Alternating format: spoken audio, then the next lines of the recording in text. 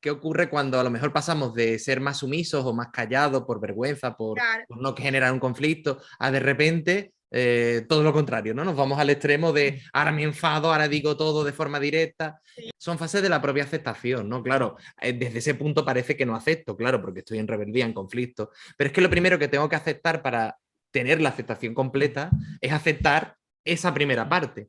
Primero aceptar el enfado que intento retener y después aceptar el enfado que expreso. Claro. Pues llegar a las siguientes fases, digamos, de la aceptación que cada uno, oye, lo hará a su manera, no todos tenemos que hacerlo en ese proceso, ¿no? A lo mejor es al revés, y lo que le toca es aceptar también las cosas, reconocer las cosas positivas en los demás, que esto dependerá de cada uno, ¿vale? Siempre tiene sus fases, ¿no? Y dentro de cada fase siempre hay blancos, negros y grises, ¿no? Entonces, dentro de una no aceptación que estoy aceptando a verla, aunque no la acepte, ya hay un grado de aceptación implícito.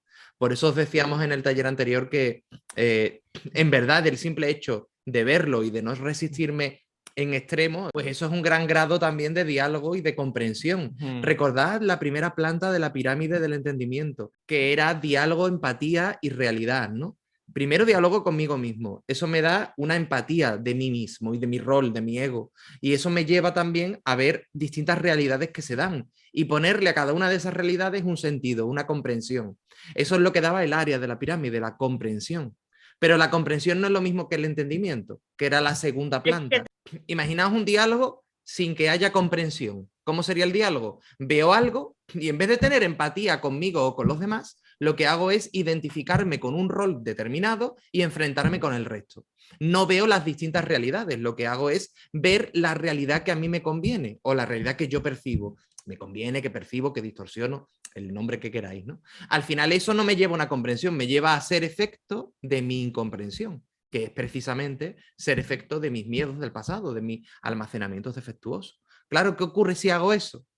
Pues que ya no paso a la comprensión y si no paso a la comprensión, mucho menos lo puedo entender y aceptar. Ese es el bucle normal, digamos, ¿no? Normal el que estamos acostumbrados. Sin embargo, cuando dialogo, el ejemplo 2, diálogo y soy capaz de empatizar con distintos roles y comprender algo de esos roles, ya estoy empezando a ver distintas realidades y no veo que hay una única realidad que es mi verdad, ¿no? Todos creemos que lo que yo percibo es la realidad. No, cada uno puede percibir múltiples realidades. O sea, no, la realidad que yo veo y que yo siento no es la real, es la que yo percibo desde mi ego y desde mi experiencia de vida. Por lo tanto, cuando yo ya empiezo a ver los distintos con empatía, con los distintos roles que yo mismo tengo y que van teniendo los demás, eso me hace desidentificarme de mis propios roles y ver las distintas realidades que yo mismo tengo con cada uno de los entornos distintos y qué es lo que ha originado que yo me comporte así con cada uno de ellos. Estoy comprendiéndome en cada una de mis realidades. Eso es lo que estáis haciendo y eso es lo que os da que en grados determinados pasáis a entenderlo. Y el entendimiento no es solo comprender, es que ya hay un grado no. de saber claramente el por qué es y ya no necesito más pruebas ni más ejemplos. Doy por hecho eso que entiendo, es como que lo incorporo dentro de mí, que ya sé que esas realidades y que esas identificaciones y con un origen determinado se da en determinadas circunstancias. Ya no necesito volver a dialogar, a empatizar, a ver las realidades. No, ya directamente soy capaz de conectar con las distintas realidades desde el entendimiento. Entonces ya no necesito decir, espera, ¿qué estoy haciendo? Cuando lo hago es porque me estoy resistiendo en algún punto. Entonces vuelvo otra vez al punto de partida. Hasta que no brota el entendimiento, no va a llegar realmente el respeto en mí, en los demás y la aceptación real. Que es, la aceptación no deja de ser el dejar ser a mí y a los demás, ¿no? Si no dejo ser a los demás, ser, hacer o tener, ¿no? Si no dejo que los demás vivan su vida y no interferir en necesitar cambiarla, no voy a aceptar mi realidad y voy a necesitar cambiarla. Y ahí es donde nos perdemos y creemos que nuestro objetivo de vida es cambiar la vida de los demás. En No, ese no. momento me pierdo porque lo que estoy Correcto. haciendo es perder la oportunidad de vivir mi esencia en este ego, en esta experiencia. Los demás no van a cambiar porque yo vea que lo que están haciendo está mal. Porque entonces le estoy imponiendo que se pasen por ahí todo el proceso de diálogo, empatía, realidad, de ver las distintas realidades. Le estoy diciendo que no lo vean y que asuman lo que yo veo o lo que yo creo que es. Me estoy probablemente distorsionando la realidad y marcándome unos objetivos que se alejan de mi disfrute de vida. El disfrute de vida, recordad, es la simpleza de ser. El ser disfruta. El disfrute es una expresión de la esencia. No tenemos que banalizar el disfrute. Es la clave de entender si estoy en mí. ¿Vale? Lo que pasa es que muchas veces también pensamos, o sea, cuando estamos dentro de este proceso, tenemos pues eso, un concepto dual de las cosas, ¿no? Y a lo mejor pensamos que si yo estoy en mí, tengo que estar tranquilo, ¿no? Por lo tanto, generar una situación donde pueda haber un conflicto, donde sea yo el detonante del conflicto, eso no puede ser, porque entonces no voy a estar en paz, ¿no? Entonces, ¿qué aprendemos a hacer? Retener y fingir que todo va bien cuando la realidad es que hay algo que me está molestando, pero yo prefiero pensar que a mí me da igual con tal de no generar un conflicto, ¿vale? Entonces, al final, ¿qué ocurre? Que el conflicto no se da externamente, pero internamente yo me lo estoy comiendo.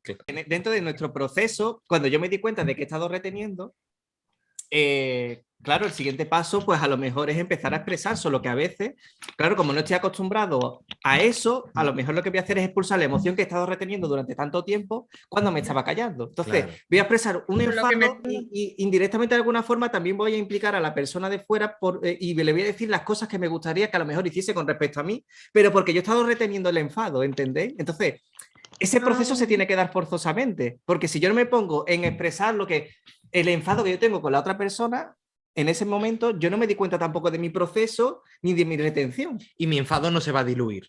Mi enfado es el mojón que tiene que salir, ¿vale? O sea, eso es así.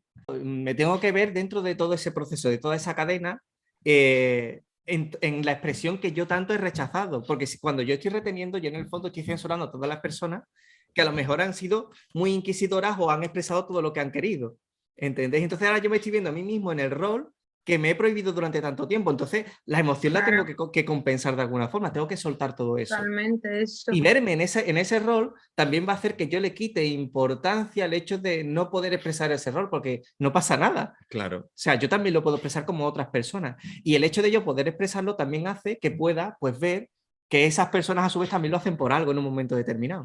Importante cuando lo hago desde un diálogo real que estoy empezando a tener, aunque muestre una emoción contraria a la que supuestamente es la aceptación, realmente al final lo que estoy es permitiéndome ver la realidad real, las distintas realidades reales que yo percibo, que yo siento y que antes me censuraba o me impedía sentir o ver claramente, precisamente para no sufrirlas. Y lo que me voy a conseguir es que con el diálogo cada vez tenga más claro lo que siento, por qué lo siento, lo que pienso, por qué lo pienso, y los demás igual. Cada vez voy realmente practicando más el ejercicio de vivir la vida. Y cada vez en ese ejercicio de vivir la vida, lo que hago es descubrirme cada vez más a mí. Pero no me puedo descubrir a mí si no descubro también mis oscuridades, ¿no? Vamos a llamarle así. Entonces, tengo que verme en todo, porque todo forma parte de mí. Claro, y cuando me voy dando cuenta y voy de alguna forma pues siendo consciente de todas esas partes de mí, eso me hace también tener la claridad de la decisión de lo que yo quiero, ¿no? Y cuestiones que antes me prohibía precisamente porque sabía que iba a generar una reacción negativa en el entorno, me di cuenta de que me puedo permitir hacerla, pero no como una consecuencia de algo que yo quiera hacer para castigar al entorno, sino que es una libre decisión mía. Y el entorno, pues si reacciona de una forma determinada, esa es la gestión que le corresponde al entorno. Pero mi responsabilidad es hacer lo que yo realmente decido libremente, ¿no? Entonces, es vernos en todos los prismas, ¿no? Cuando me voy comprendiendo en todos los campos, en el campo emocional, en el campo intelectual, en todas nuestras facetas, en nuestras incomprensiones, eso es lo que hace que pueda ver con claridad realmente lo que yo soy. Claro. Y lo que realmente me quiero permitir más allá del conflicto. Y recordad que cuando me pongo trabas o cuando me pongo barreras, en verdad es porque esa parte en el fondo la estoy bloqueando yo, me estoy resistiendo a aceptar que eso se dé, ¿no? Entonces me pongo un problema y creo que ya de ahí no puedo pasar, ¿no? Me tengo que dar cuenta de que si me permito experimentar precisamente en todas esas experiencias de vida, lo que voy a hacer simplemente es no ponerme trabas y ver hasta dónde me llevan, ¿no? Y descubrir, pues eso, lo que hay detrás de cada una de ellas, ¿no? Pero muchas veces nos ponemos mentalmente el no puedo, me quedo parado en vez de ver que hay 5 o 10 opciones para poder. Solamente tengo que cambiar la dirección, que me va a dar igual. Porque esto es como el pájaro que vuela, da igual que no le lleve a una dirección específica, va para otra, pues lo mismo, según cómo vaya el viento, ¿no? Pues es lo mismo. En el fondo, ser yo no está determinado por dónde me lleva la vida. Yo sigo siendo yo. Y la vida me llevará por unos caminos, pero yo sigo siendo yo. Y esos caminos son la experiencia, no soy yo. ¿Vale?